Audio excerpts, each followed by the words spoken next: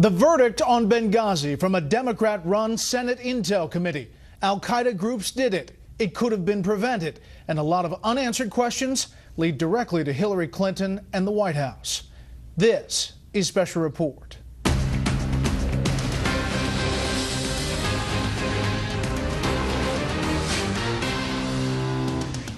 Good evening, I'm Brett Baer. For the first time, we're learning tonight that members of two Al-Qaeda terror affiliates were involved in the deadly attack on the U.S. facilities in Benghazi, Libya, 16 months ago. That is one of the shocking highlights from the Senate Intelligence Committee report released today. Its chair, Democratic Senator Dianne Feinstein. Some of the other highlights matching the Republican-led House Armed Services Committee transcripts we brought you earlier this week. It was known almost immediately that the attacks were not an outgrowth of a protest over a video. However, the importance of that intelligence was minimized. And to this day, the State Department has refused to provide the Senate committee with key witnesses and documents. Chief Intelligence Correspondent Catherine Herridge has more specifics. The new Senate report blows apart claims that the Benghazi attack was the work of local militias with no formal terrorist connections. Several al-Qaeda members emerged as kind of leaders of the pack. Saxby Chambliss, the ranking Republican on the Senate Intelligence Committee, says the former Guantanamo detainee Sufyan bin Kumu, first identified by Fox News as a suspect 16 months ago, was at the heart of the operation. Certainly Kumu was very much involved in the planning of this. Is he a member of Al-Qaeda? Well, he is a member of a group that is affiliated with Al-Qaeda, so in my mind, that makes him Al-Qaeda. There were 7 reports from the CIA and Defense Intelligence Agency between June 12th and September 7th, 2012 about the growing cooperation between Al-Qaeda's regional affiliates and terrorists on the ground in Libya.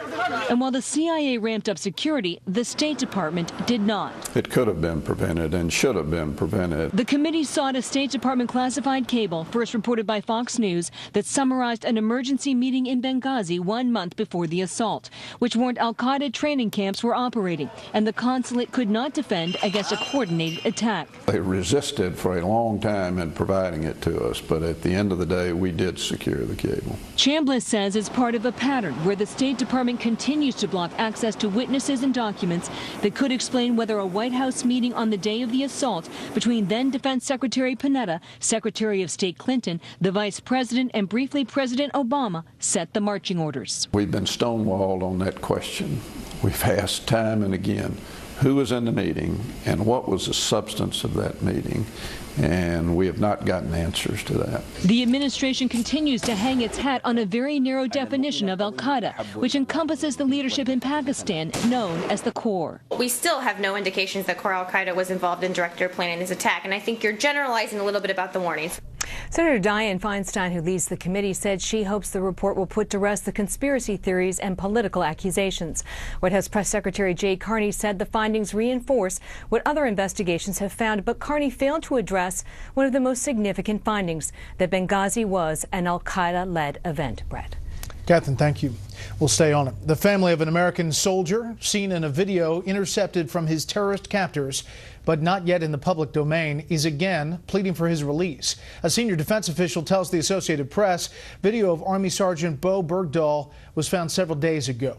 The Idaho native was taken prisoner in Afghanistan in June of 2009. Senior officials tell Fox News Bo appears shaken and gaunt. He makes a reference to the recent death of Nelson Mandela, which we're told is done for the purpose of dating the images.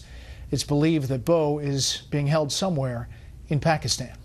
Carnage today in Iraq. A series of bombs has left dozens dead and fear of Al-Qaeda at the highest point since American troops pulled out 2 years ago.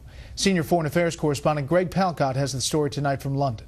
It was one of the bloodiest days in Iraq in months. Over 75 people were killed in 9 insurgent attacks across the country. The busy Karata neighborhood of Baghdad hit by 2 blasts, including a car bomb which left many dead and injured. North of Baghdad, near the town of Bakuba, a funeral was targeted. 18 killed in that attack. And to the west of Baghdad in Fallujah, the standoff between government troops and Al-Qaeda-linked militants continues. A police station and bridge were hit in recent days. All this violence bringing back vivid memories of the worst days of bloodshed back in 2006 and 2007. In a TV address today, embattled Iraqi Prime Minister Nouri al-Maliki pledged a fight to the finish.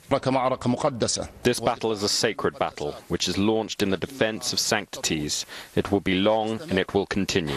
Maliki this week said his forces could still use more light and heavy artillery. The U.S. is rushing delivery of drones and a limited number of missiles. In a visit to Iraq this week, Iranian Foreign Minister Mohammad Zarif also offered his country support.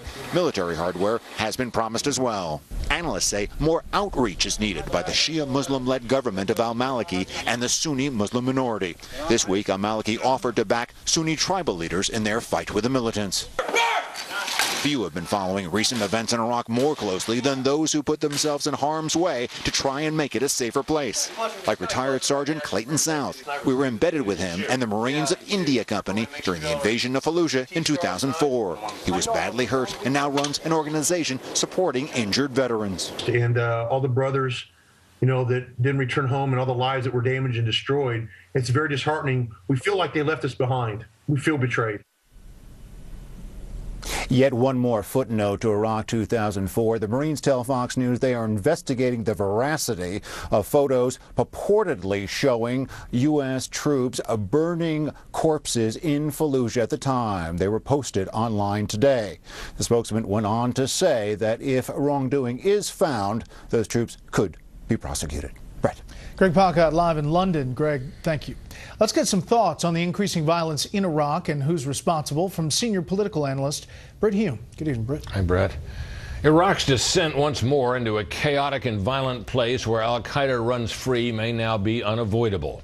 Much of the blame must go to the Maliki government for its mismanagement of the country's political affairs and alienation of the minority Sunni Muslim population. It is worth remembering, however, that al-Qaeda in Iraq suffered a humiliating defeat, thanks in large part to U.S. forces surged into that country at the end of the Bush administration. What was bequeathed to President Obama was an Iraq described as recently as last September by the U.S. State Department as a, quote, key partner for the U.S. in the region, as well as a voice of moderation and democracy in the Middle East.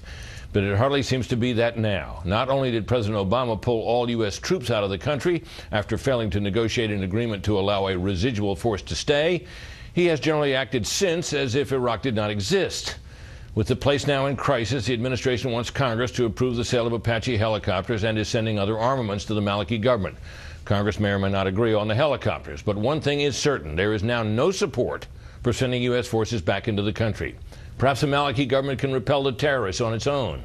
But even if it does, relations with Washington are at low ebb, and the influence of Iran is clearly on the rise there.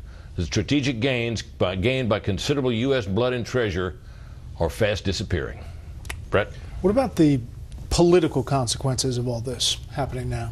Well, clearly the poor governance of the Maliki administration gets a lot of the blame here. But this is a place where al-Qaeda was clearly defeated. It was a major defeat. If it returns there, questions are going to be asked about how could this happen. This administration is saying that al-Qaeda is on the run. They make distinctions about what's core al-Qaeda and what's not. But if al-Qaeda ends up having a free run in Iraq, there are going to be questions about that, and people are going to want to know why. Okay, Britt, thank you.